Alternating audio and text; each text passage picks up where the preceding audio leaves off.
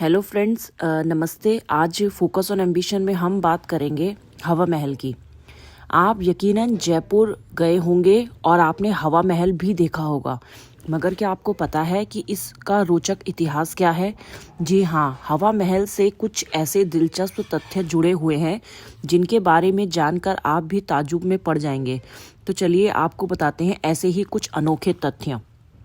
भारत में सबसे ज़्यादा घूमी जाने वाली जगह में भी जयपुर का नाम आता है, इसलिए इस शहर में टूरिस्ट को अट्रैक्ट करने के लिए समय समय पर कई तरह के फेस्टिवल का आयोजन किया जाता है। साथ ही जयपुर को भारत के गुलाबी शहर के रूप में जाना जाता है। भोजन, किले और खरीदारी इस शाही शहर के मुख्य आकर्षण हैं। इसलिए ट्रैवलिंग की बात आती है तो हर कोई एक बार राजस्थान विजिट करना ज़रूर चाहता है। मगर जब भी अगर आप राजस्थान की राजधानी जयपुर की ही बात की जाए तो खूबसूरती के साथ यहाँ की ऐतिहासिक इमारत हवा महल को जरूर एक्सप्लोर करें। हवा महल एक ऐसी ही प्राचीन और ऐतिहासिक इमारत है जो अपनी अद्भुत खूबसूरती और संरचना के लिए जानी जाती है। इस प्रसिद्ध इमारत की ऐसी कई कहानियां हैं जिससे शायद आप अनजान होंगे। आज इस लेख में आपको हवा महल के उन्हीं ऐतिहासिक पहलुओं से रूबरू कराने जा रही हूँ। तो चलिए जानते हैं ऐसे रोचक तथ्यों के बारे में। हवा महल को हमेशा भगवान श्री कृष्ण से जोड़कर देखा जाता है। हवा महल का निर्माण 1799 में रॉयल सिटी पैलेस के विस्तार के रूप में बनाया था। कहा जाता है कि इस इमारत को बनवाने वाले राजा सवाई प्रताप सिंह श्री कृष्ण भगवान के प्रति बहुत ही भक्ति और श्रद्धा रखते थे, जिसकी वजह से उन्होंने हवा महल को श्री कृष्ण के ताज के समान बनवाया था। आज यह शहर के सबसे लोकप्रिय टूरिस्ट अट्रैक्शन में से एक है। कैसी है हवा महल की संरचना?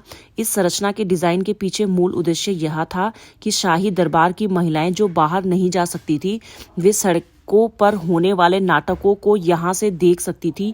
महल की खिड़कियों को बड़ी ही सावधानी के साथ तैयार किया गया था ताकि महिलाएं खिड़की की जाली के पीछे से हर झांकियों का आनंद ले सके। उस समय के पर्दा के सख्त नियमों के मुताबिक महिलाओं को अपना चेहरा ढककर रखना होता था और वो सार्वजनिक रूप से अपना चेहरा सबके सामने नहीं दिखा सकती थी। हवा महल का नाम हवा महल ही क्यों रखा गया, इसका भी एक बड़ा रोचक तथ्य है। इतिहास में ऐसा उल्लेख है कि हवा महल का नाम यहाँ की 5वीं मंजिल के नाम पर रखा है, क्योंकि 5वीं मंजिल को हवा मंदिर के नाम से जाना जाता था, इसलिए इसका नाम हवा महल पड़ा। इस इमारत में ऐसी कोई भी सीढ़ी नहीं है जिसके सहारे इसकी छत पर जाया जा सके। ये 5 मंजिला इमारत है। इस इमारत की सभी मंजिलों पर जाने के लिए ढलान किए हुए रास्ते के सहारे ही जाना होता है। इस इमारत के पीछे एक बड़ा और भव्य दरवाजा बनाया गया है जिससे होकर महल के अंदर आप प्रवेश कर सकते हैं। यहाँ सामने से एंट्री का कोई रास्ता नहीं है। हवा महल के सबसे ऊपरी हिस्से पर जाकर आपको कई और खूबसूरत नज़ारे देखने को मिलते हैं, जैसे जंतर मंतर, सिरे देवरी बाजार और सिटी पैलेस। इसके अलावा हवा महल के अंदर एक छोटा संग्रहालय भी है जिसमें आपको कई ऐतिहासिक चीज़ें देखने को मिल जाएगी।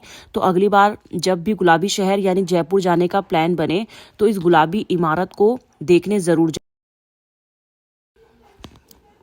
आज के लिए इसमें इतना ही था। धन्यवाद।